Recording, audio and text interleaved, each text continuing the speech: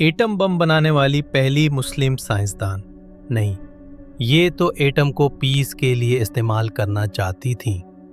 1917 में मिस्र के एक गरीब घराने में पैदा होने वाली समीरा मूसा ने काहिरा यूनिवर्सिटी से फिजिक्स में डॉक्टरेट की, बरतानिया की जामियात में एटमी रिसर्च की। 1940 में एटम के टूटने का नया नज़रिया पेश किया। उनका ख्वाब था एटम फॉर पीस।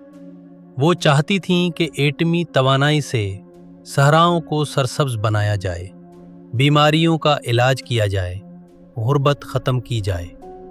लेकिन 15 अगस्त 1952 को सिर्फ 35 साल की उम्र में अमेरिका के दौरे पर अचानक गाड़ी हादसा।